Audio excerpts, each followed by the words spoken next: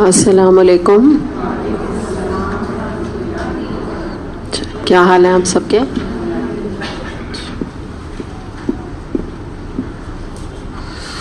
چلیں انشاءاللہ تعالیٰ سورہ بنی اسرائیل ہم کر رہے ہیں اور انشاءاللہ تعالیٰ ہم اپنی تفسیر کا آغاز کرتے ہیں. نحمدہ و نصلی علی رسولہ الکریم اما بعد فاعوذ باللہ من الشیطان الرجیم بسم اللہ الرحمن الرحیم رب اشرح لی صدری ویسر لی امری واحلل عقدۃ من لسانی یفقہوا قولی آمین یا رب العالمین. آیت نمبر 79. وَمِنَ اللَّيْلِ فَتَہَجَّدْ بِهِ نَافِلَةً لَكَ عَسَىٰ أَن يَبْعَثَكَ رَبُّكَ مَقَامًا مَحْمُودًا. یہ تمہارے لیے نفل ہے، بعید نہیں کہ تمہارا رب تمہیں مقام محمود پر فائز کر دے. اچھا، اور رات کو تہجد پڑھا کرو، یہ تمہارے لیے نفل ہے، بعید نہیں کہ تمہارا رب تمہیں مقام محمود پر فائز کر دے. اب اس میں دو اس کی ایکسپلینیشن ہے. ایک تو نمبر 1 تہجد کا جو ورڈ آ رہا ہے تہجد کی نماز کی طرف اشارہ ہے، اور دوسرے مقام محمود کا ذکر ہے. تو ان دونوں کو ہم الگ الگ دیکھیں گے ان کی تفسیر. سب سے پہلے تو ہم تہجد کے ورڈ کو دیکھتے ہیں. تو یہ جو ورڈ یہاں پر آ رہا ہے نا، عربک میں تہجد کہتے ہیں، ٹھیک ہے. اچھا، اب یہ جو ورڈ جس سے نکلا ہے نا، جس کو ہم پھر اردو میں تہجد کہتے ہیں یا حجدہ، اس کا روٹ ورڈ جو ہے، تو اس سے مراد ہے مطلب اس کا. اچھا، کہیں پر نا یہ بھی آتا ہے کہ نیند کو توڑنا، ٹھیک ہے. دو اس کے معنی کیے گئے ہیں. تو اب یہاں پہ ہم رک کے ذرا دیکھتے ہیں کہ یاد رکھیے گا کہ جو نبی کریم صلی اللہ علیہ وسلم کا طریقہ تھا یا صحابہ کرام کا طریقہ تھا، اس سے ہمیں پتہ چلتا ہے کہ وہ تھوڑی دیر رات کو سوتے تھے اور اس کے بعد وہ اپنی نیند کو توڑ کے، باقاعدہ توڑ کر، بیچ میں سے اٹھ کر اور پھر تہجد کی نماز کو ادا کیا کرتے تھے. لیکن یہ ہے کہ ہمارے ہاں اس کے بارے میں، تہجد کی نماز کے بارے میں دو رائے پائی جاتی ہیں، اور جو دوسری رائے ہے اس کی کوئی دلیل آپ کو نہیں ملے گی. ٹھیک، ان کا کہنا یہ ہے کہ کچھ عالموں کا، علماء کا کہنا یہ ہے کہ فجر کی نماز سے پہلے اور عشاء کی نماز کے بعد جو بھی نوافل پڑھی جائیں گی وہ تہجد میں آئیں گی، یہ ان کا کہنا ہے. اور اسی طرح سے کچھ علماء نے، انہی میں سے کچھ علماء کی رائے یہ ہے کہ کچھ دیر کو اگر انسان اپنا سونا مؤخر کر دے، ڈیلے کر دے، اور ڈیلے کرنے کے بعد کچھ نوافل پڑھ لے تو وہ بھی تہجد میں آئیں گے. لیکن آپ اگر یہ ڈیفینیشن، یہ میں علماء کی ڈیفینیشن رکھ رہی ہوں، اور میں آپ کو ابھی آگے میں آپ کو کافی ساری احادیث بتاؤں گی، لیکن جو میں نبی کریم صلی اللہ علیہ وسلم اور صحابہ کرام کا طریقہ بتا رہی ہوں، وہ طریقہ آپ کو میں نے بتایا ہے کہ نیند میں سے اٹھ کے تہجد کی نماز کو ادا کرنا. تو اب آپ مطلب سے ہی بات کو دیکھ لیجئے، مطلب ہی دیکھ لیجئے کیا ہے حجدہ کا. جب ہم حجدہ کہتے ہیں نا، روٹ ورڈز کا مطلب یہ ہوتا ہے کہ گیپ آنا، ٹوٹنا کوئی چیز کا. ٹھیک، اور آپ یہ دیکھیے کہ اب میں نام نہیں لینا چاہ رہی ہوں، نہ فقہ کے مسئلے ہو جاتے ہیں نا بلا وجہ، ورنہ یہ میں آپ کو یہی بتانا چاہ رہی ہوں کہ ایک جو فقہ ہے اس میں ان کی یہ رائے. لیکن اگر آپ تھوڑی دیر کے لیے سوچیے اس طرح سے، تو انسان اپنے سونے کو مؤخر کر دے. اب ایک طرف نبی کریم صلی اللہ علیہ وسلم نے کیا فرمایا ہے کہ عشاء کی نماز کے بعد سو جاؤ. اب یہاں دیکھیے وہ کیا کہہ رہے ہیں کہ نماز کو مؤخر کرو. تو اب جب مؤخر کیا، یعنی کیا عشاء کی نہیں مؤخر کیا، عشاء کی تو ٹھیک ہے، سنت ہے اور حدیث سے ہمیں پتہ چلتا ہے. وہ یہ کہہ رہے ہیں کہ عشاء کی نماز کے بعد ڈیلے کرو نماز کو. کون سی نماز کو؟ ہاں، نفل کو، نہیں وتر کی نہیں ذکر ہے، نفل کو ڈیلے کرو، اور اس نفل کو کیا سمجھ کے ادا کرو کہ تم تہجد پڑھ رہے ہو. تو کوئی دلیل ہے اس کی؟ کوئی دلیل نہیں ہے. تو یہ میں آپ کو بتانا چاہ رہی ہوں. بعض دفعہ لوگ فلاں سیکٹ کے بارے میں کہتے ہیں کہ بھئی کیوں سارے پورے پاکستان میں نافذ ہے یا ہر جگہ نافذ ہے، پھر کیوں جو ہے اس کو ہم فالو نہ کریں. تو آپ خود بھی بس عقل سے کام لیں نا، عقل سے استعمال کریں کہ کیا چیز ہمیں حدیث سے ثابت مل رہی ہے اور کیا چیز ہمیں جو ہے نا کوئی علماء بتا رہے ہیں. حالانکہ یہ جو میں علماء آپ کو ورڈ استعمال کر رہی ہوں، آپ کو میجورٹی آپ اگر پاکستان میں یا کراچی میں معلوم کریں علماء سے، تو ان کی یہی رائے. لیکن یہ حق نہیں ادا ہو رہا. اس سے پرابلم یہ آ جاتا ہے کہ جب اس قسم کے فتوے لوگ دینے لگتے ہیں تو انسان جو ہے نا اس معیار پر یا اس لیول پر نہیں آ پاتا ہے جو کہ اللہ تعالیٰ کا پسندیدہ لیول ہے، یا جو تہجد کا مطلب ہے بیسکلی. تو یہ تو انسان نے ایک ایسی آسانی بلا وجہ اپنے لیے لے لی ہے نا, اور کوئی تک نہیں. آپ مجھے خود بتائیے کہ نبی کریم صلی اللہ علیہ وسلم ایک دفعہ کہہ رہے ہیں کہ بھئی عشاء کی نماز کے بعد سو جاؤ, اور ایک آدمی بیٹھا ہوا ہے سو نہیں رہا. یہ ویسے بھی ان نیچرل طریقہ ہے. آپ سوچیں نا, یہ تو عجیب سی بات ہے نا کہ انسان جگ رہا ہے کہ میں 12 بج جائیں, پھر میں 1 بج جائیں, پھر میں نماز پڑھ کے ہی سوؤں. تو بلا وجہ کی ایکٹیویٹیز میں لگے گا نا انسان, کہے گا چلو میں پھر تھوڑا ٹی وی دیکھ لوں, چلو میں کچھ کھا پی لوں, چلو میں یہ کر لوں. تو اسی لیے جو ہے نا یہ چیز آپ اپنے ذہن میں رکھیے گا. میں نے اس لیے آپ کے سامنے بتا دیا کہ آپ کو یہ رائے ملے گی. علماء بہت ساری یہ رائے دیتے ہیں. اور حالانکہ آپ کو میں بتا دوں کہ عشاء ایسے تو نوافل جو ہیں وہ نماز کا حصہ نہیں ہے, آپ کو میں نے یہ بات بتائی ہوئی ہے. لیکن عشاء کی نماز کے بعد 2 رکعت نفل کا پڑھنا یہ نبی کریم صلی اللہ علیہ وسلم سے ثابت ہے. آپ کی مرضی آپ پڑھیں نہ پڑھیں, لیکن یہ ثابت ہے. ٹھیک ہے. اور اب آپ مجھے بتائیے کہ اگر یہ اس کیٹیگری میں آ رہا ہوتا تہجد میں, تو جو کتاب الصلاح آپ لوگوں کو پڑھائی ہے ناز نے, تو اس میں کیوں نہیں لکھا ہوا تھا کہ اور آپ صلی اللہ علیہ وسلم عشاء کے بعد 2 رکعت نماز تہجد پڑھتے تھے؟ ایسے حدیث ہونی چاہیے تھی نا. یہ نہیں ہے. کلیئر حدیث ہے کہ آپ صلی اللہ علیہ وسلم سے عشاء کے بعد 2 رکعت نفل پڑھنا ثابت ہے. اور بعض مقام پر آتا ہے وتر آپ تہجد کے ساتھ پڑھتے تھے. آپ کی بات نہیں ہو رہی, آپ پوچھ رہی نا وتر. میں آپ کو سنت اس کا طریقہ بتا رہی ہوں. ٹھیک ہے, سنت طریقہ آپ کو بتا رہی ہوں کہ سنت آپ صلی اللہ علیہ وسلم کا طریقہ ہی نہیں تھا, آپ تو پڑھتے ہی تہجد میں تھے. صحیح ہے. تو اور نہ پڑھیں آپ, پھر آپ دیکھ لیجئے. اس میں کوئی اتنا ہارڈ اینڈ فاسٹ رول نہیں ہے. یہ بھی جو ہم لوگوں نے اس چیز کو بنا دیا نا بہت سختی کے, وتر کے بعد کوئی نفل ادا نہیں کرو جیسے کوئی گناہ ہو جائے گا. تو ایسی بھی کوئی بات نہیں ہے. اگر آپ نے جو ہے نا وتر پڑھنے کے بعد, جیسے اب یہ میں آپ کو جن علماء کے بارے میں بتا رہی ہوں, تو وہ تو کہہ ہی رہے ہیں کہ پڑھو ہی بعد میں. تو موسٹلی لوگ تو پڑھ ہی لیتے ہیں وتر, زیادہ تر پڑھ لیتے ہیں. تو یہ بھی تو علماء کہہ رہے ہیں نا, یہ باقاعدہ اپنے فتوے دیتے ہیں کہ آپ پڑھیں. تو یہ بھی نا اس چیز کو بھی زیادہ نا ایشو نہ بنایا کریے کہ وتر کی نماز کے بعد جو ہے نا کوئی نفل بالکل پڑھ لیا تو جیسے کہ کوئی گناہ کبیرہ ہے. ایسی کوئی بھی بات نہیں ہے. تھوڑا سا گیپ دے دے بس آدمی, باقی کوئی ایسی چیز نہیں ہے. ہاں یہ ضرور ہے کہ اگر آپ کا آج موڈ ہے آپ کو کچھ نوافل پڑھنے ہیں تو پہلے نوافل پڑھ لیجیے اگر پہلے سے آپ نے پریپیئر کیا ہے. لیکن مثال کے طور پہ آپ کو کوئی حاجت آ جاتی ہے, آپ کو کوئی کچھ پریشانی ہو رہی ہے, طبیعت خراب ہو رہی ہے, کچھ ہو رہی ہے, تو اٹھ کے پڑھ لیجیے. اب یہ تھوڑی ہے کہ آپ یہ سوچتے رہیں کہ میں نے تو پڑھ لیا تھا, وتر پڑھ لیے تھے, اب میں تو اللہ سے لو ہی نہیں لگا سکتی.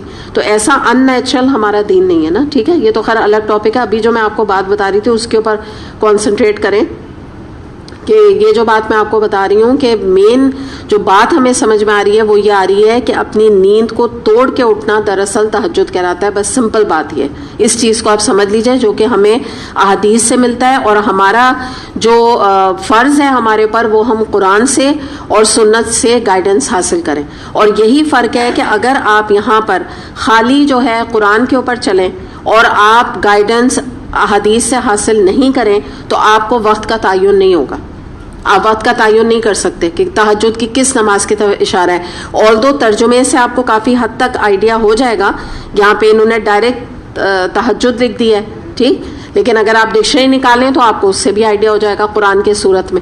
لیکن احادیث آپ کو مزید اس کے بارے میں گائیڈنس دیں گی. اب جو ہے نا یہاں پہ اور ایک ایک کر کے ہم چیزیں دیکھتے جاتے ہیں اس کی احادیث سے, تاکہ مزید آپ کے اس کے مسئلے مسائل آپ کے سامنے آتے جائیں. اس میں ایک اور آیت ہم دیکھتے ہیں, یہ ہے سورہ مزمل کی آیت نمبر 6 ہے. اس میں آتا ہے اِنَّا نَاشِئَةَ اللَّيْلِ هِيَ أَشَدُّ وَطْئًا وَأَقْوَمُ قِيلًا. ترجمہ ہے اس کا, بے شک رات کا اٹھنا نفس پر قابو پانے کے لیے بہت کارگر ہے اور قرآن ٹھیک پڑھنے کے لیے زیادہ موزوں ہے. تو یہ بھی ہمیں پتہ چل رہا ہے کہ رات کا اٹھنا, اب آپ مجھے بتائیے کیا مراد ہے, آپ قرآن میں ہی دیکھ لیجیے.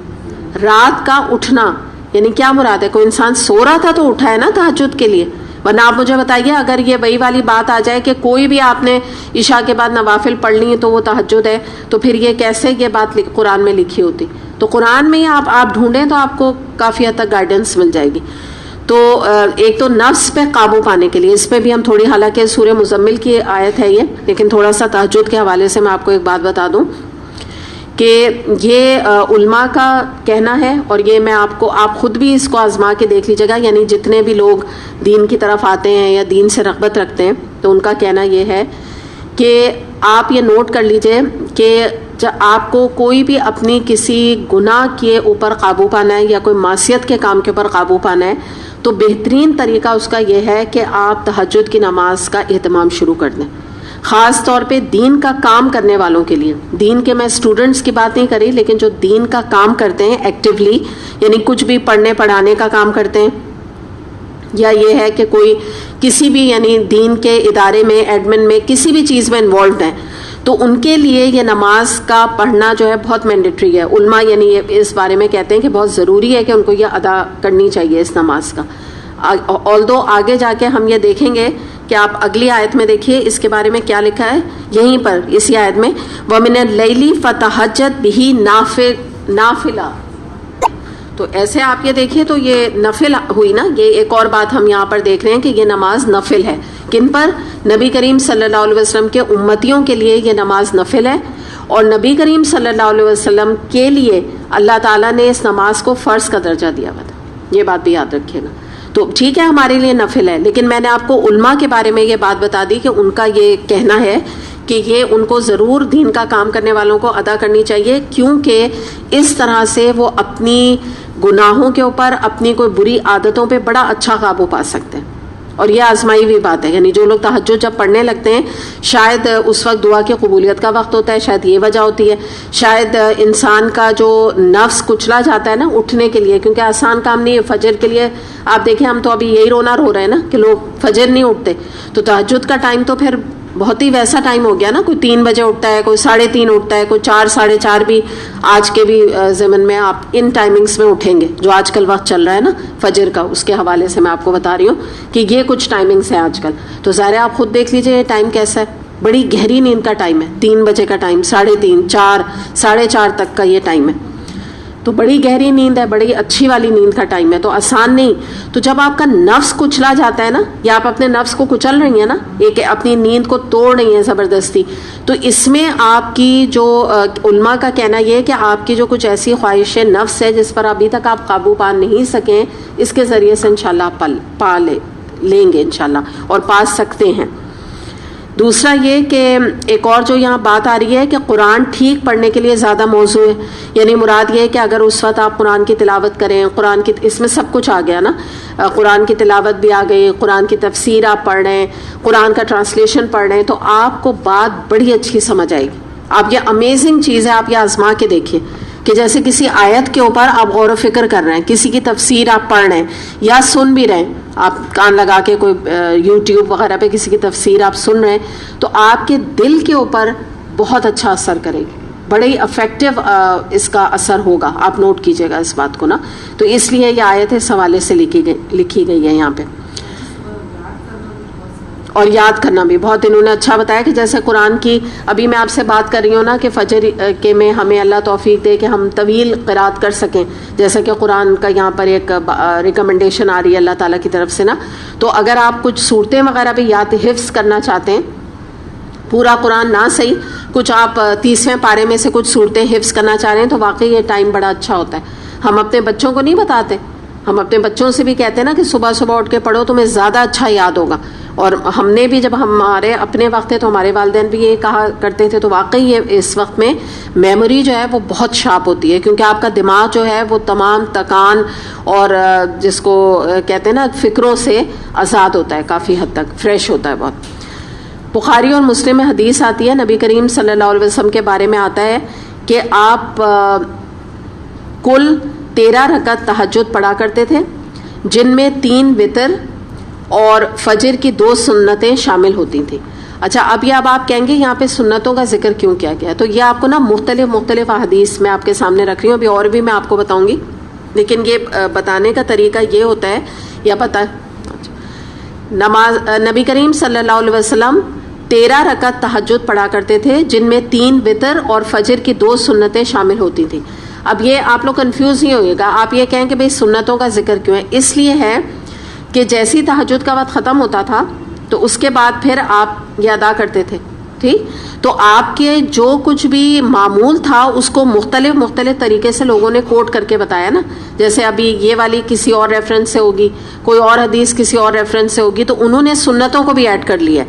لیکن آپ اس کو یہاں سنتیں ایڈ ابھی نہیں کیجئے, ٹھیک ہے. آپ اس کو اگر نکالیے تو کل جو ہے جو ہمیں اب سمجھ آ رہا ہے نا, تو یہ آپ کا سنت طریقہ تھا, جو کہ آپ کا موسٹلی جس کو کہتے ہیں کہ آپ کا معمول مبارک تھا یہ. لیکن اب میں آپ کو اور بھی بتا دیتی ہوں. جیسے اب میں ساری حدیث یہاں پہ نا کوٹ نہیں کر رہی, کچھ میں نے کی ہیں, ظاہر بہت طویل اس کا باب ہوتا ہے نا, پورا باب تہجد. اب اس میں تو کوئی لمٹ نہیں نا کتنی احادیث ہیں. اس میں اور کچھ احادیث ہمیں ملتی ہیں جن میں ہمیں نبی کریم صلی اللہ علیہ وسلم سے نا یہ 4 رکعت بھی ثابت ملتی ہے, ٹھیک ہے. لیکن یہ یاد رکھیے گا کہ بہت کم ہے 4 رکعت جو موسٹلی ملتا ہے روٹین. اسی لیے نا میں اس کو لکھ نہیں رہی ہوں, میں نے ابھی تو آپ کو بتانے کے لیے لکھ دیا تھا. آپ اسی کو اگر آپ آگے کریں یا آپ سمجھنا چاہیں تو پراپر جو حدیث آپ کو بہت ملیں گی نا وہ یہی ملیں گی. اور سنت کے آپ اس کو ایڈ نہیں کیجیے گا, ٹھیک ہے. وہ ایک طریقہ ہوتا ہے حدیث کو کوٹ کرنے کا کہ انہوں نے ایڈ کر کے بتا دیا. اچھا, اب یہ ہے کہ اس میں ہم یہ دیکھتے ہیں کہ ایک اور ہمیں پتہ چلتا ہے, روایات میں آتا ہے کہ جو شخص 2 رکعت بھی نماز تہجد پڑھے گا اس کا شمار کثرت سے اللہ کو یاد کرنے والوں میں ہوگا. تو اس میں کوئی مذائقہ نہیں ہے, یعنی ہمارے سامنے یہ فگر آ جاتا ہے کہ انسان کو توفیق ملے 2 4 6 8, بس یہ نمبر ہونا چاہیے. 8 سے ایکسیڈ نہیں کریں اس کو, ٹھیک ہے. یہ آپ نے ہرگز بھی نہ کریں. وجہ کیا ہے؟ نبی کریم صلی اللہ علیہ وسلم نے نہیں کیا. جو ہمیں قرآن سے پتہ چلتا ہے کہ نبی سے آگے بڑھنے کی صلی اللہ علیہ وسلم سے کوشش نہ کرو, تو اس سے زیادہ رکعتیں نہ ادا کریں, بس یہ اتنی کافی ہے. تو یہ ہمیں یہاں پہ پتہ چل رہا ہے.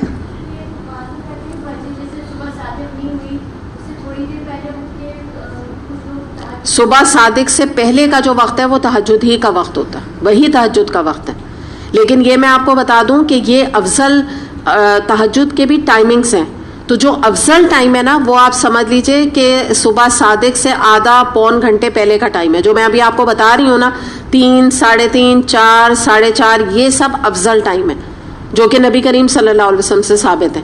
کیونکہ آپ جو ہے نا اتنا لیٹ نہیں اٹھتے تھے, یہ لیٹ ہے نا, آپ جو آپ ٹائم بتا رہی ہیں یہ کافی لیٹ ہے. لیکن میں بالکل آپ سے یہ کہوں گی کہ جب آپ بگننگ کر رہے ہیں, ابھی میں ایکچولی اس طرف آئی نہیں ہوں ٹپس دینے کے لیے نا, مگر اب آپ نے سوال کیا تو میں پہلے اس کا جواب دینا پڑ رہا ہے. تو میں آپ کو ریکمینڈ کروں گی کہ کوئی نہیں پڑھتا تو وہ یوں ہی کر لے کہ صبح صادق سے پہلے 2 نفل ادا کر دے. تو کیا ہوگا پھر اس کو گیپ نہیں آئے گا زیادہ. مثال کے طور پہ ابھی آپ کو ٹائم ہے فجر کی نماز میں, اتنی دیر آپ نے تلاوت کر لی, اتنی دیر آپ نے دعا مانگی, بس آپ تھوڑی سی تلاوت ہی کریں گے تو اذان ہو جائے گی, ذرا سی کریں گے آپ بس, کیونکہ صبح صادق جو ہے ویری نیئر فجر, بہت قریب کا ٹائم ہے. اچھا, پھر اس کے بعد ہم یہ دیکھتے ہیں کہ نبی کریم صلی اللہ علیہ وسلم پہ تہجد ایسے فرض تھی جیسے 5 نمازیں, لیکن امت کے لیے یہ نفل ہے. اور یہ تہجد جو ہے نا آپ صلی اللہ علیہ وسلم کے رفع درجات کے لیے اللہ تعالیٰ نے ریکمینڈ کی تھی, جس کا کہ نبی کریم صلی اللہ علیہ وسلم نے ہمیشہ اہتمام کیا. اچھا, اب میں آپ کے سامنے کچھ احادیث کے حوالے سے رکھتی ہوں.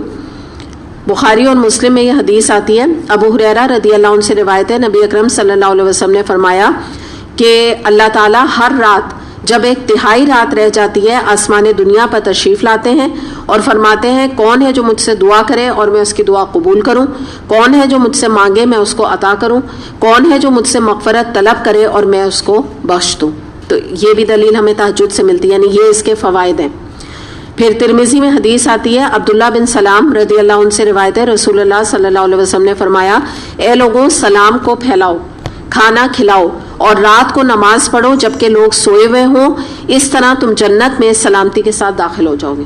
یعنی جنت میں جانے کی کچھ چیزیں بتائی ہیں, ان میں نمبر 1 سلام کرو لوگوں کو, کھانا کھلاؤ غریبوں کو, یا عام طور پہ بھی کھانے کا اہتمام کرو لوگوں کو کھلانے کا, اور رات کو نماز پڑھو. کب؟ جب سب لوگ سو رہے ہوں. تو ظاہر کس طرف اشارہ ہے؟ تہجد کی نماز کی طرف اشارہ ہے.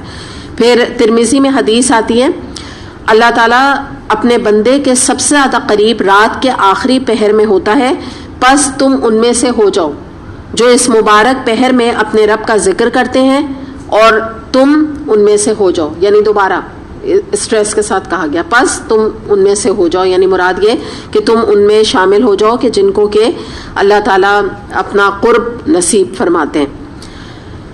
مسلم میں حدیث آتی ہے, نبی کریم صلی اللہ علیہ وسلم نے فرمایا کہ فرض نماز کے بعد سب سے افضل نماز درمیانی رات کی نماز ہے, یعنی کہ تہجد کی طرف یہاں پر اشارہ ہے. پھر بخاری اور مسلم میں ایک اور حدیث آتی ہے جس میں کہ ہمیں عائشہ رضی اللہ عنہا سے نبی کریم صلی اللہ علیہ وسلم کا معمول پتہ لگتا ہے. وہ فرماتی ہیں کہ نبی اکرم صلی اللہ علیہ وسلم رات کے پہلے حصے میں سوتے تھے اور رات کے آخری حصے میں اٹھتے تھے اور نماز پڑھتے تھے.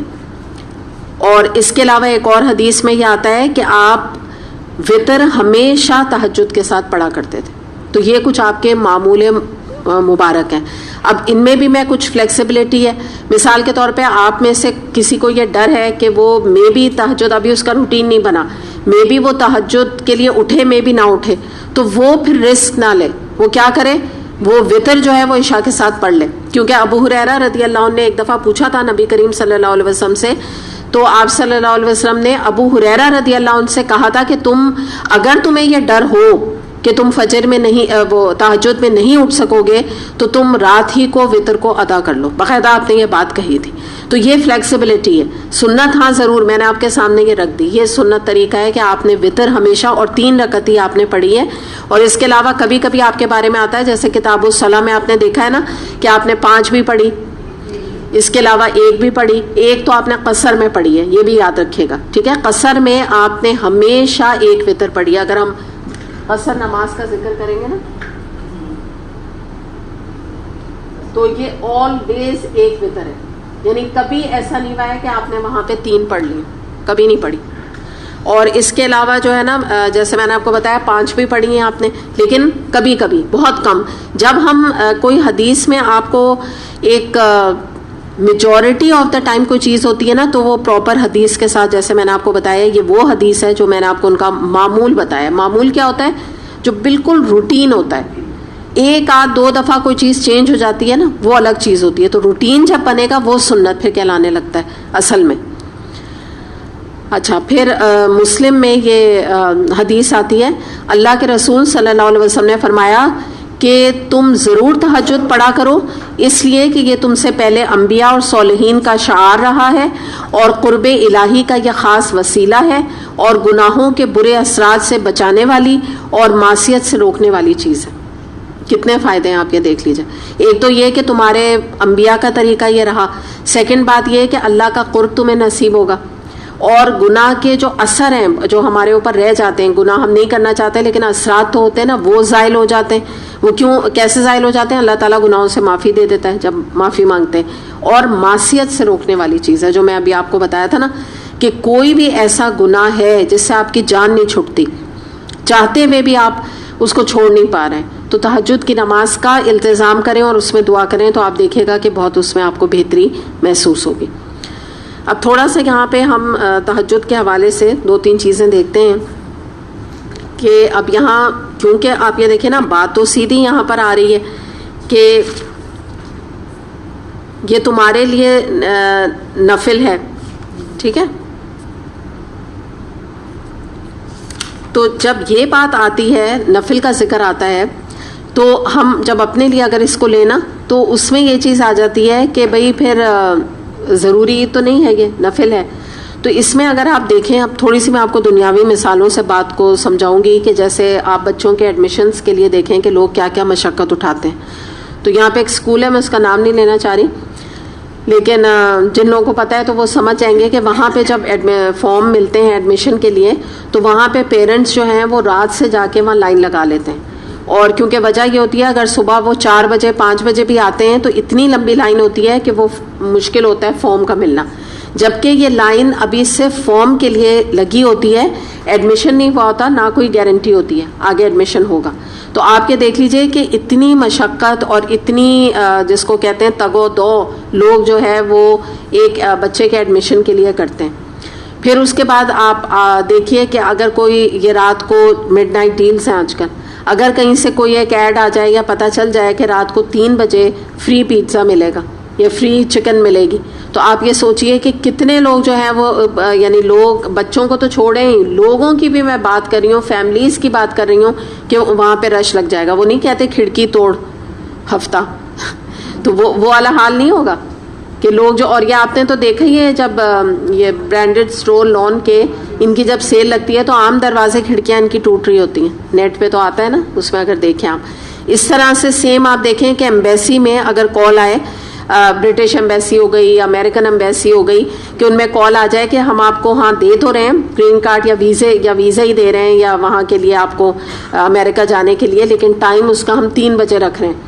تو 3 بجے چاہے وہ, کیونکہ وہ انگریز نے رکھا ہے اور برٹش ایمبیسی کی بات ہے یا امریکن ایمبیسی کی بات ہے, تو وہ کہیں گے 3 بجے بھی ہمارے سر آنکھوں پہ, ہم تو سوئیں گے ہی نہیں. کیونکہ اگر کہیں گے گھر میں سب لوگ کے بیٹھ کے جگتے ہیں, چائے پیو, کافی پیو, نیند کو بھگاؤ, کہیں ایسا نہ ہو آنکھ کسی کی بھی آنکھ لگ گئی یا ہم سب کی آنکھ لگ گئی تو کیا اتنا قیمتی جو سرمایہ ہے ہمارے ہاتھ سے نکل جائے گا.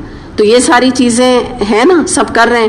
تو یہاں پہ رک کے آدمی پھر یہ بھی سوچ سکتا ہے نا کہ بھئی مڈ نائٹ کا پیزا کھانا پھر فرض تو نہیں, پھر اسی طرح سے بچوں کا ایڈمیشن کرانا کوئی فرض کا درجہ تو نہیں, امریکہ کا ویزا لینا فرض کا درجہ تو نہیں, لیکن لوگ کر رہے ہیں. تو اسی طرح بات یہ ہے کہ یہ شوق کی بات ہے کہ کوئی انسان اس کو کہہ کے اگنور کر دے کہ کیا ہو گیا, کوئی نفل ہے نا, اتنا زیادہ کیا اس کے اوپر بات کرنا یا اتنا زیادہ ریکمینڈ کیوں کرنا. تو اس میں نا نوافل میں کوئی کسی کو مجبور نہیں کر سکتا, یہ دل کے معاملات ہوتے ہیں. یہ جو تہجد کی نماز خاص طور پر ہے, اس میں اگر آپ یہ دیکھیے کہ جو ایک دفعہ پڑھ لیتا ہے دل کے ساتھ اس کو, تو پھر وہ چھوڑتا نہیں ہے اس کو. اور اس میں یہ کہ اس کا طریقہ, اب میں آپ کو یہاں پہ ٹپ یہ دوں گی اس کے لیے کہ اگر آپ کے دل میں خواہش اٹھتی ہے, ایک بات یاد رکھیے گا کہ کبھی یہ نہ سوچئے کہ میں تو تہجد پڑھ نہیں سکتی. پہلے تو اپنے کو یہ جو غلط آٹو سجیشن وہ نہ دیں. آپ کو جو توفیق اللہ تعالیٰ کی طرف سے ملتی ہے نا, مثال کے طور پہ آپ کو 1 مہینے میں آپ سٹارٹ کریں کہ میں مہینے میں 1 دفعہ پڑھ لوں گی, چلیں یہ بھی ٹھیک ہے. پھر کچھ لوگ اگر مہینے میں پڑھنے لگ جائیں, اس کے بعد وہ سٹارٹ کریں میں ہفتے میں پڑھ لوں گی. پھر آپ یہ بھی کر سکتے ہیں کہ ہفتے میں 1 کے بجائے 2 دن پڑھ لوں گی. تو اس طرح سے کر کے انسان آہستہ آہستہ اس کی ڈوزیج بڑھا سکتا ہے, بجائے اس کے یہ کہے کہ میرے تو یہ بس کا نہیں, میں تو یہ کر ہی نہیں سکتی. تو یہ چیز ایک تو یاد رکھیے, کیونکہ کچھ نیکیاں نہ کرنے سے بہتر ہے آدمی کچھ تو کر لے نا. تو یہ وہ والی چیز ہے اس میں. پھر ایک اور چیز یہ ہے کہ اگر اللہ نہ کرے آپ کو کوئی پریشانی ہے, کوئی گھر میں بیماری ہے, کوئی مسئلے مسائل ہیں, چاہے وہ آپ کے ذاتی نوعیت کے ہیں, چاہے وہ آپ کے فائنینشیل ہیں, چاہے وہ آپ کے بچوں کے شادیوں اور مختلف قسم کے حوالے سے ہیں, جھگڑوں کے حوالے سے ہیں, کچھ بھی اس ٹائپ کے مسائل ہیں, اس کے حل کے لیے لوگ آ کے ایسا پوچھتے ہیں کہ ان کو کوئی بہت بڑا مشکل سے عربک کا کوئی وظیفہ بتا دیا جائے, تب ان کو سکون ملتا ہے. میں کوئی بھی مسئلہ اگر آپ کہیں, میں آپ کو گارنٹی کے ساتھ اس وقت کہہ رہی ہوں کہ کسی بھی مسئلے کے لیے آپ صرف 2 رکعت تہجد کا اہتمام کر لیں, صرف اسی وقت کر لیں جب اللہ نہ کرے جن دنوں میں یہ مسئلہ چل رہا ہو, چاہے وہ 1 ہفتہ چلے چاہے 2 ہفتہ چلے, صرف اس موقع پہ ہی کر لیں. اور آپ کو کسی سے کچھ کہنے کی, کوئی مانگنے کی دعائیں, کوئی الگ سے کوئی وظیفے لکھنے کی, کوئی الگ سے کوئی جس کو کہتے ہیں نا کہ کوئی عبارتیں پڑھنے کی کوئی ضرورت نہیں پڑے گی انشاءاللہ تعالی. اور ایک اور بات یہ ہوتی ہے کہ دیکھیے رات کو جب ہم سوتے ہیں تو مشکل ہی ایسا کوئی ہوتا ہوگا جس کی رات میں بالکل 1 دفعہ بھی آنکھ نہ کھلتی ہو. کوئی ایسا ہے آپ لوگوں میں؟ نہیں بتائیں نا, میں ایسی پوچھ رہی ہوں تاکہ مجھے بھی پتہ چلے ایکسپیرینس. ہاں کھلتی ہے نا, ہاں نہیں میں ویسے پوچھ رہی, تم بتاؤ, چھوٹی ہو نا, تم بتاؤ. ہاں نہیں کھلتی, ہاں تبھی میں نے کہا تھا نا ینگ ایج نہیں ہوتا ہے, پتہ ہے. ہاں نہیں میں روٹین پوچھ رہی ہوں, ہاں نہیں میں روٹین پوچھ رہی ہوں, روٹین میں نہیں کھلتی نا. اچھا یہ نا ینگ بچوں کا ہوتا ہے, ہم اگر اپنی بچیوں سے پوچھیں نا,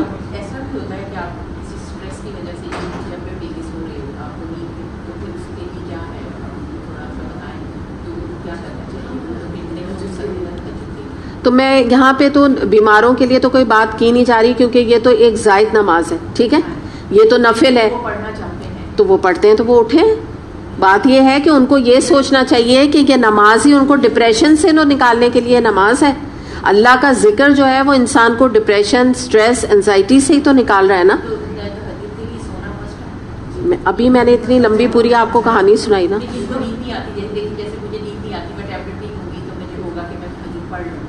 سوئی نہیں, میری آنکھ تو میں اس کے لیے کیا کر سکتی ہوں؟ تہجد کا ٹائم بھی اور میں جاگ رہی ہوں تو میں کیا کر سکتی ہوں؟ تہجد کا ٹائم ہے اور آپ جاگ رہی ہیں تو پھر تو مسئلہ ہی نہیں، پڑھ لیں. تو پھر پڑھ لو.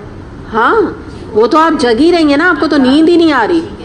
ہاں یہ تو ضروری تو نہیں کہ آپ کی آنکھ لگی ہو، سونا مست ہے. آپ دیکھیے، آپ جو ذکر کر رہی ہیں نا یہ ایک مرض ہے، ٹھیک ہے، مرض کا ذکر ہے، تو آپ کا تو الگ معاملہ ہو گیا نا، آپ اس کے اوپر آ ہی نہیں رہی ہیں. یہ تو ایک نارمل آدمی کی بات ہو رہی ہے نا. جب مرض کا کسی کا کوئی پرابلم ہے تو وہ تو اسی طرح ڈیل کرے گا. ظاہر ہے اس کو نیند ہی نہیں آ رہی ہے، وہ جگ رہا ہے تو اس میں وہ پڑھ لے، بس کوئی پرابلم نہیں ہے. وہ تو ظاہر سی بات ہے. آپ بلکہ آپ دیکھیے گا کہ آپ جو جگ رہی ہیں اور آپ پڑھیں گی نا، آپ کو نیند آ جائے گی، سکون ملے گا آپ کو نا، تو وہ بلکہ نیند انشاءاللہ آ جائے گی. تو جو ان میں یہ تو فقہی مسئلے ہوتے ہیں نا، یہ فقہ ہوتا ہے. اس میں یہ ہوتا ہے کہ جو مریض ہے اس کا کچھ اور بات بتائی جائے گی، کوئی کچھ اور آپ میں سے کہے گا، اس کو کچھ اور بتایا جائے گا، ٹھیک ہے. وہ تو یہ ایک الگ چیز. اس وقت تو ہم ان جنرل بات کر رہے ہیں نا کہ جو عام طور پہ لوگوں کا معاملہ ہوتا ہے. تو بہرحال جو ہاں، لیکن یہ کہ نہیں، مگر میں آپ کو بتاؤں یہ چیز بھی نا بعض دفعہ انسان کو بہت ہی نا وہ کر دیتی ہے، کاہل بنا دیتی ہے نا، کہ بس ہم نے نیت تو کی تھی اور پھر ہم اٹھے نہیں تو ہم کیا کریں. یہ بھی ہوتا ہے. یہ ان کے لیے دیکھیں، میں آپ کو بتا دوں، یہ ایک حدیث ہے، میں نے بتایا نا میں نے ساری حدیث یہاں نہیں کوٹ کری.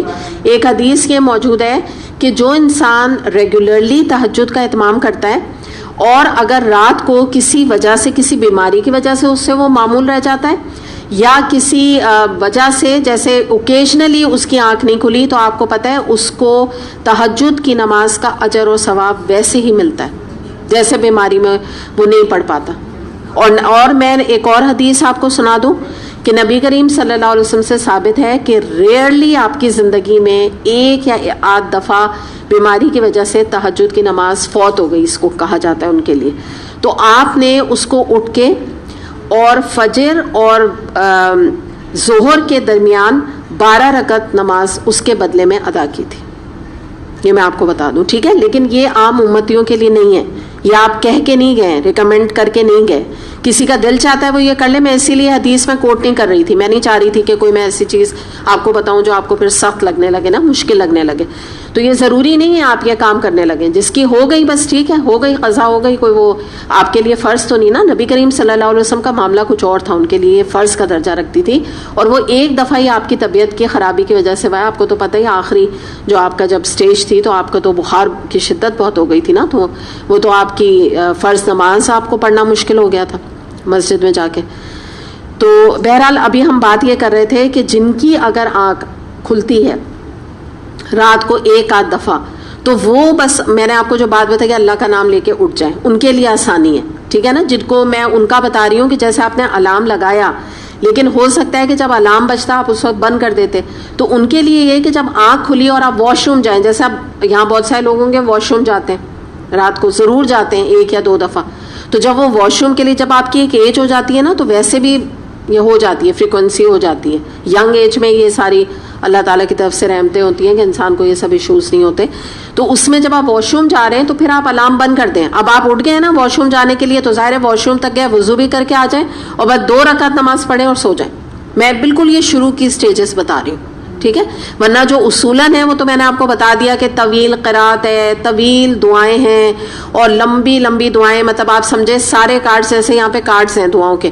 آپ لوگ بعض دفعہ کہتے ہیں کہ اتنے سارے دعا کے کارڈ ہیں، اب سمجھ نہیں آتا کون سی پڑھیں کون سی نہیں پڑھیں. تو یہ وہ وقت ہوتا ہے، یہ وہ وقت ہے کہ آپ سب کچھ مانگیں اللہ تعالیٰ سے. استغفار کا بھی پورا کارڈ پڑھ لیں، اللہ کی اطاعت پہ موت کا بھی پورا پڑھ لیں.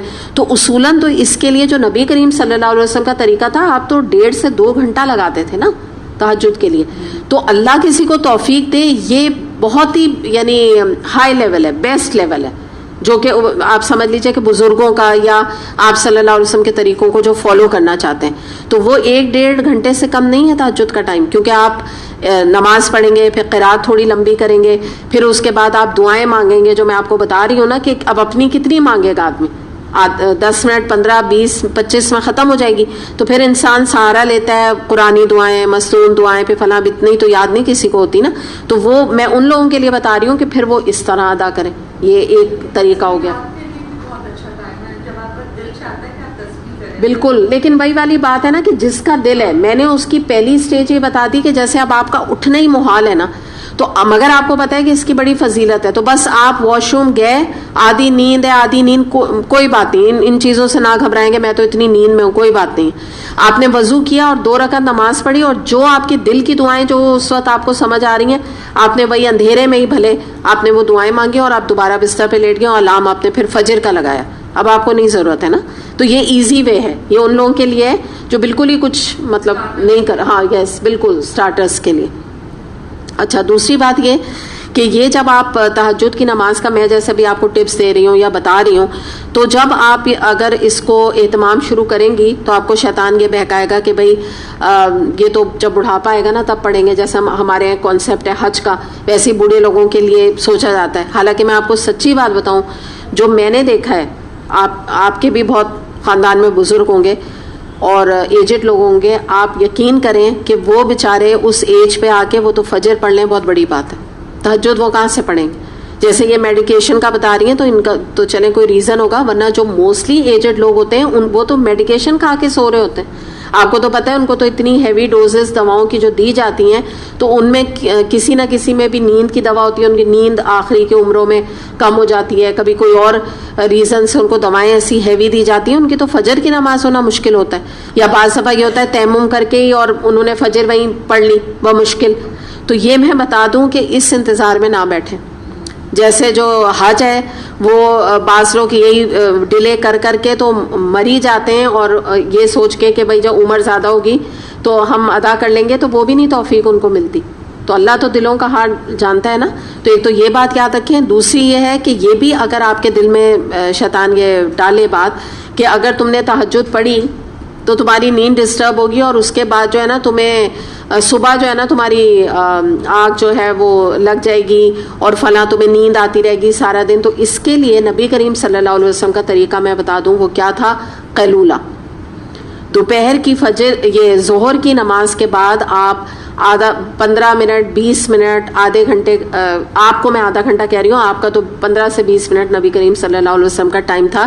آپ قیلولہ لیا کرتے تھے, جس سے کہ آپ کی جو تکان تھی وہ دور ہو جایا کرتی تھی. تو اس میں آپ اس کو بڑھا کے, یعنی قیلولہ کا ہی نام ہوگا لیکن آگے پیچھے کر سکتے ہیں نا, کوئی بالکل منٹس نہیں لکھے ہوئے نبی کریم صلی اللہ علیہ وسلم کے قیلولہ کے, ٹائمنگز نہیں لکھی ہوئی ہیں. تو اس میں آپ گھنٹہ بھی سو سکتی ہیں, آپ سو جائیں گھنٹہ, تاکہ آپ کی جو وہ نیند ہے وہ آپ کی اس وقت پوری ہو جائے, جو بھی کچھ لاس ہوا ہے نیند کا. ہاں یہ ہوتا ہے. یہ میں چیز بتا دوں کہ اگر کسی کو یہ اندیشہ ہے یا وہ ریپیٹڈلی یہ کام کر رہا ہے کہ تہجد پڑھ رہا ہے اور پھر فجر میں لگا کے نیند کو لمبا ڈھیر ہو کے سو رہا ہے, تو یہ پرابلم ہے, یہ بہت بڑا پرابلم ہے. پھر اس سے بہتر یہ ہے کہ وہ پہلے فجر کی نماز میں اپنے آپ کو دوام کرے. دوام کیا ہوتا ہے؟ کنسسٹنسی کے ساتھ پہلے فجر میں اپنے آپ کو جس کو کہتے ہیں ریگولر بنائے, اس کے بعد یہ ٹرائی آؤٹ کرے, کیونکہ یہ پکڑ ہے. دیکھیے یہ تہجد کی نماز پڑھنے سے آپ کا درجہ کہیں تو بلند ہو جائے گا, لیکن فرض میں سے جب فجر کی نماز نہیں نکلے گی, گناہ کبیرہ کا صدور ہوگا, تو جو آپ کے پوائنٹس بنے وہ وہاں ادھر مائنس ہو جائیں گے. بات تو وہی ہو گئی نا, بلکہ اور بری ہو گئی. کیونکہ ایک بات میں یہاں پہ کلیئر کر دوں کہ جو انہوں نے کویشچن کیا اس کے حوالے سے, کہ ایک بات یاد رکھیے گا, نوافل جو ہیں ان کا درجہ فرض کا نہیں ہوتا. نوافل کا مطلب ہی ایکسٹرا ہوتا ہے, اور اس میں آپ کی پکڑ نہیں. ہاں ٹھیک ہے, جتنا گڑ ڈالیں اتنا میٹھا ہوتا ہے, سیدھی بات ہے. کہ اگر کوئی یہ کہہ رہا ہے کہ بھئی آپ کیوں سویٹ ڈش کو اتنا مزے کا کیوں بنا رہی ہیں, تو ظاہر ہے مزے کا بنانے کے لیے اس کے لوازمات جو ہوتے ہیں, اچھی کوالٹی اچھی چیزیں جب آپ ڈالیں گے وہ چیز اتنی اچھی اتنی اعلیٰ ہوگی. تو اعلیٰ درجات کے لیے انسان اگر جانا چاہ رہا ہے تو وہ یہ چیزوں کو اختیار کرے. لیکن اس سے یہ مراد ہرگز نہیں ہوتی کہ انسان اپنی جو ہے نا فرائض سے کوتاہی کرے اور تہجدوں کو ادا کرنا شروع کر دے. یہ دیکھ لیں اس معاملے کو, کیونکہ پکڑ ہے فرائض کی بہت سخت. اور آپ کو پتہ ہے, آپ نے لاکھ تہجد پڑھی ہے, فجر کی نماز ادا نہیں کی, تو آپ کی صبح کی بگننگ, کیونکہ یہ تو رات کی نماز ہے نا تہجد, صبح کی بگننگ آپ کی گناہ کبیرہ سے ہی ہوئی ہے, یہی کہلائے گی. اللہ تعالیٰ کے یہاں فرشتے یہی لکھیں گے کہ گناہ کبیرہ سے آغاز کیا اس بندے نے, کیونکہ ڈیوٹیاں بھی چینج ہوتی ہیں نا. تو یہ نہیں ہوگا آپ کو, مے بی آپ کا اس کے پوائنٹس آپ کے الگ سے کہیں لکھے ہوئے ہوں گے, لیکن وہ کمپنسیشن نہیں ہوگا, یہ یاد رکھیے گا. اچھا, پھر ہم یہ دیکھتے ہیں کہ یہاں پہ ایک اور بھی حدیث آتی ہے، تو وہ بھی میں اس لیے کوٹ نہیں کر رہی ہوں کیونکہ اس میں بھی لوگ اس کو جو ہے کسی اور سینس میں لے جاتے ہیں، لیکن یہ ان لوگوں کے لیے جو کہ دین میں جو ہسبینڈ اور وائف دونوں بہت دین کے اوپر آ چکے ہوں. تو اس میں ایک حدیث سے بھی ہمیں پتہ چلتا ہے کہ نبی کریم صلی اللہ علیہ وسلم نے فرمایا کہ جو مرد جو ہے وہ خود تہجد کی نماز کے لیے اٹھے اور پھر اپنی بیوی کو اٹھائے تو اس کو اس کا بہت بڑا اجر ملتا ہے. یعنی ایک ریکمنڈیشن کرنے والی بات ہے نا، لیکن یہ میں ہر ایک کے لیے نہیں کہہ رہی کیونکہ ابھی آپ خود ہی ریگولر نہیں ہیں، خود ریگولر نہیں ہیں اور ہسبینڈ کو اٹھا رہے ہیں تو وہ تو گھر میں جو ہے نا کچھ وہ تھوڑا سا زلزلہ سا آ سکتا ہے. تو اس لیے جو ہے نا ان چیزوں کو تھوڑا سا آدمی کی جو سٹیجز ہوتی ہیں نا نوافل میں وہ دیکھنا پڑتا ہے انسان کو. اچھا، یہاں تک تہجد کا ذکر آیا. اب ہم آگے دیکھتے ہیں مقام محمود کا ذکر ہے. تو اس کو ہم دیکھتے ہیں کہ مقام محمود سے کیا مراد ہے. اچھا، مقام محمود جو ہے، ایک تو اس میں آپ یہ یاد رکھیے گا کہ نبی کریم صلی اللہ علیہ وسلم کے کچھ نام جیسے آتے ہیں نا، تو ان میں مثال کے طور پہ آپ کا نام جو ہے وہ محمد صلی اللہ علیہ وسلم ہے. محمود سے ہی یہ تمام نام نکلے ہیں، میں جن کے ابھی آپ کو معنی بتا رہی ہوں. محمد سے مراد یہ ہے کہ وہ شخص جس کی بہت زیادہ تعریف کی گئی ہو، یہ آپ کے نام کا مطلب ہے. پھر آپ کو پتہ ہے کہ آپ صلی اللہ علیہ وسلم کا ایک نام احمد بھی آتا ہے. احمد سے مراد ہے بہت زیادہ تعریف کرنے والا، یعنی کس کی؟ اللہ تعالیٰ کی، حمد کرنے والا. اور دنیا میں اگر اب اس حوالے سے اگر ہم دیکھیں تو دنیا میں آپ صلی اللہ علیہ وسلم کی بہت تعریف ہوئی، اور آخرت میں آپ خود اللہ تعالیٰ کی بہت زیادہ حمد کرنے والے ہوں گے. آپ صلی اللہ علیہ وسلم کے بارے میں آتا ہے کہ سب سے زیادہ آپ حمد کریں گے آخرت میں اللہ تعالیٰ کے پاس جب ہم سب پہنچیں گے. اچھا، اب ہم یہ دیکھتے ہیں کہ مقام محمود سے کیا مراد ہے. پہلے تو میں ویسے ہی آپ کو بتا رہی ہوں، پھر ایک حدیث سے مزید آپ کو بات کو سمجھاؤں گی. مقام محمود قیامت کے دن نبی کریم صلی اللہ علیہ وسلم کو یہ ایک مقام ہے جو عطا کیا جائے گا جس پر آپ فائز ہوں گے.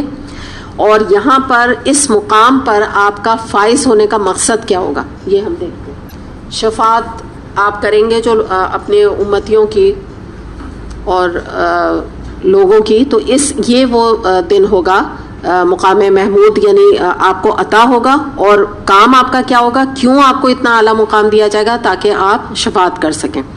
اب یہاں پہ میں آپ کے سامنے ایک حدیث رکھتی ہوں. ابن عمر رضی اللہ عنہ سے روایت کرتے ہیں کہ قیامت کے دن لوگ اپنے گھٹنوں کے بل پڑے ہوئے ہوں گے.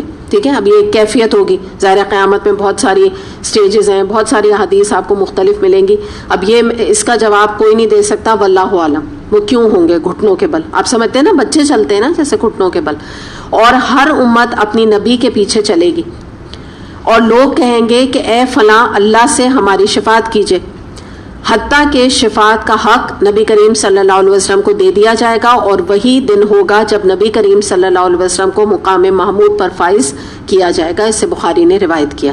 یعنی جو امتی ہیں جب وہ اپنے انبیاء، اپنے لیڈرز سمجھے ان کے چل رہے ہوں گے نا، تو وہ کہیں گے آپ ہماری شفاعت کریں، تو وہ خاموشی اختیار کریں گے. اتنے میں جو ہے اللہ تعالیٰ جو ہے یہ مقام نبی کریم صلی اللہ علیہ وسلم کو دیں گے، مقام محمود، اور آپ سے فرمائیں گے کہ آپ آگے بڑھ کے اب شفاعت کیجئے جس کی. یعنی اللہ تعالیٰ پھر کیا آتا ہے قرآن میں شفاعت کا رول ہمیں کیا پتہ چلتا ہے کہ جس کے لیے اللہ تعالیٰ اذن دیں، اجازت دیں، جس کے لیے اللہ تعالیٰ پسند کریں، جس کے لیے اللہ تعالیٰ اوکے کریں، ان کی شفاعت نبی کریم صلی اللہ علیہ وسلم کریں گے. ایک اور حدیث سے ہمیں پتہ چلتا ہے کہ نبی کریم صلی اللہ علیہ وسلم نے فرمایا کہ قیامت کے دن میرے ہاتھ میں حمد کا جھنڈا ہوگا. یعنی مراد کیا ہے کہ سب سے زیادہ نبی کریم صلی اللہ علیہ وسلم اللہ تعالیٰ کی حمد کو بیان کریں گے. اچھا، اس کے علاوہ ہم یہ دیکھتے ہیں کہ جو مسلمانوں کی جو قوم ہے، یعنی امتی جو ہے نا آپ صلی اللہ علیہ وسلم کو، ان کو قوم حمادون کہا گیا ہے. حمادون سے مراد کیا ہے؟ بہت زیادہ حمد کرنے والے. جس سے کہ آپ اس سے اندازہ لگائیے کہ ہم اپنی نماز کا آغاز سورہ فاتحہ سے کرتے ہیں جس میں کہ ہم اللہ تعالیٰ کی حمد بیان کرتے ہیں، جو سٹارٹ ہی کس سے ہوتی ہے؟ الحمدللہ رب العالمین. اچھا، دوسری بات یہ ہے کہ یہاں ہم تھوڑا سا دیکھ لیتے ہیں کہ نبی کریم صلی اللہ علیہ وسلم کے نام کے حوالے سے جو ہمیں ایک بات یہ پتہ چلتی ہے نا کہ آپ کی دنیا میں بہت زیادہ تعریف ہوئی. اس حوالے سے بھی تھوڑا سا ہم دیکھ لیتے ہیں کہ نبی کریم صلی اللہ علیہ وسلم کی دنیا میں کس طرح تعریف ہوئی. کہ کلمے میں آپ کا نام آتا ہے، لا الہ الا اللہ محمد رسول اللہ. پھر اس کے بعد اذان میں آپ کا نام لیا جاتا ہے. اس کے علاوہ پورے آپ گلوب میں اگر دیکھیں تو کسی نہ کسی وقت میں اذان ہو رہی ہوتی ہے، اور اگر اذان نہیں وہاں ہو رہی ہوتی تو لوگ نماز ادا کر رہے ہوتے ہیں عام طور پہ اپنے گھروں میں بھی. تو گھروں میں بھی آپ کو پتہ ہے ہم جب نماز ادا کرتے ہیں تو اس میں ہم کیا پڑھتے ہیں؟ درود. اس میں نبی کریم صلی اللہ علیہ وسلم سے سلامتی بھیجی جا رہی ہوتی ہے. اس کے علاوہ نان مسلمس میں بہت سارے نان مسلم ہیں جنہوں نے نبی کریم صلی اللہ علیہ وسلم کی بڑائی کا اعتراف کیا، جن میں مائیکل ہارٹ کے بارے میں آتا ہے کہ اس نے ایک کتاب میں 100 انفلوئنشل شخصیات کا ذکر لکھا ہے کہ جنہوں نے کہ ہسٹری پہ بہت زیادہ امپیکٹ اور انفلوئنس ڈالا. تو اس میں اس نے اس پوری لسٹ میں نبی کریم صلی اللہ علیہ وسلم کو نمبر 1 رکھا ہے اور عیسیٰ علیہ السلام کو 3rd نمبر پہ رکھا ہے. یہ عجیب سی بات ہے جبکہ یہ مائیکل ہارٹ مسلمان نہیں ہے، نہ ہوا یہ مسلمان. اور اس کے علاوہ ہمیں یہ بھی پھر مزید پتہ چلتا ہے کہ مزید آپ کی تعریف کیا ہے کہ آخرت میں آپ کو یہ مقام شفاعت یا مقام محمود عطا ہوگا.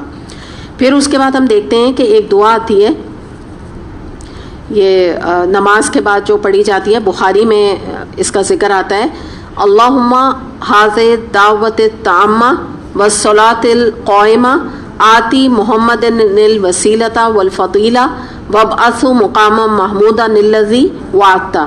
اس کے بارے میں یہ آتا ہے کہ نبی کریم صلی اللہ علیہ وسلم نے فرمایا کہ جو شخص اذان سننے کے بعد یہ دعا پڑھے گا تو اس کو قیامت کے دن میری شفاعت نصیب ہوگی. اسے بخاری نے روایت کی ہے. تو یہ وہ دعا ہے جو کہ ہر اذان کے بعد ریکمینڈڈ ہے کہ پڑھنا چاہیے.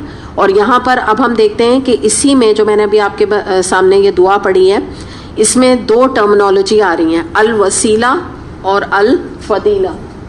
اس کے بارے میں یہ آتا ہے کہ جنت میں اعلیٰ ترین یہ مقام ہے نمبر 1 جس کا ذکر یہاں کیا جا رہا ہے، الوسیلہ. یہ وسیلہ نہیں مانگا جا رہا ہے، ایک بات یاد رکھیے گا، ٹھیک ہے؟ یہ ایک مقام ہے. یہ میں یہاں لکھ دیتی ہوں تاکہ آپ کو کلیئر ہو کہ یہ جو دعا میں نمبر 1 ایک یہ بھی مقام ہے اور یہ بھی مقام ہے اور یہ بھی ہاں فضیلت نہیں ہے یہ، ٹھیک ہے؟ اور یہ مطلب یہ تو الگ ہے نا، اس کا تو ہم الگ بات کر رہے ہیں، یہ الگ مقام ہے. باقی یہ 2 مقام اور ہیں جو آپ صلی اللہ علیہ وسلم کو عطا کیے جائیں گے. اب ان کی دیکھیے حیثیت کیا ہے، کیا معاملہ ہے، یہ تینوں کیا ہیں، کیا مطلب کون سے مقام ہوں گے تو کوئی نہیں جانتا نا. شفاعت نصیب ہوگی نبی کریم صلی اللہ علیہ وسلم کی. کہ آپ لوگوں نے ٹی وی میں بھی اذان کے بعد دیکھا ہوگا. اچھا ایک یاد رکھیے گا، اس کے بعد آتا ہے انکا لا تخلف المیعاد.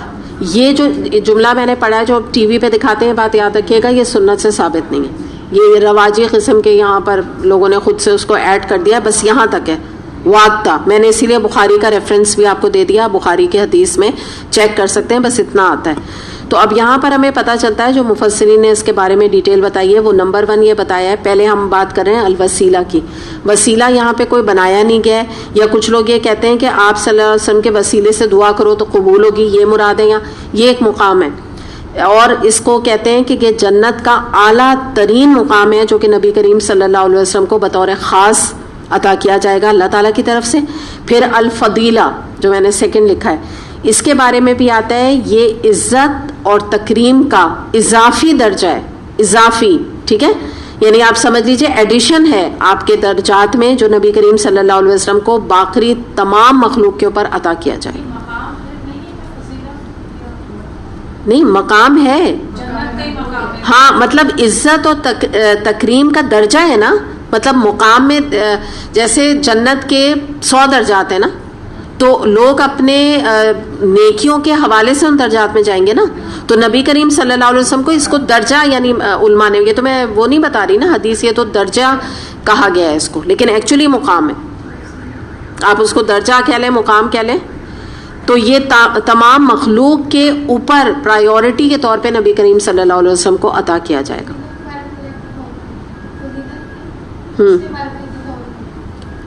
عزت و تکریم کا اضافی درجہ جو نبی کریم صلی اللہ علیہ وسلم کو باقی مخلوق کے اوپر عطا کیا جائے گا. اور یہ میں آپ کو نا بخاری میں ہے یہ جو میں آپ کو ایکسپلینیشن دے رہی ہوں، بخاری کی ایکسپلینیشن. اچھا اب اس میں آپ کنفیوز نہیں ہوگا، آپ درجہ کہہ لیں، آپ مقام کہہ لیں، بات تو وہی ہو نا، ٹھیک ہے؟ یعنی آنر آپ سمجھ لیجئے، ٹھیک ہے؟ آنر بھی آپ اس کو سمجھ لیں, آنر بھی یہ کہلائے گا. لیکن اب یہ کیا ایگزیکٹلی ہے یہ ہم نہیں جانتے, کیا کس طرح مطلب کوئی اللہ تعالیٰ کس طریقے سے یہ آنر دے گا یہ ہم نہیں سمجھ سکتے اس چیز کو. تو اس کو آپ جو ہے نا درجہ بھی کہہ لیں, آنر بھی کہہ سکتے, اور یہ بھی اس کے لیے استعمال ہوتا ہے. مطلب مختلف تشریحات ہیں اس کی جو علماء نے کی ہیں, تو اس میں سے ہمیں پتہ چلتا ہے کہ یہ مقام بھی یہ کہلائے گا.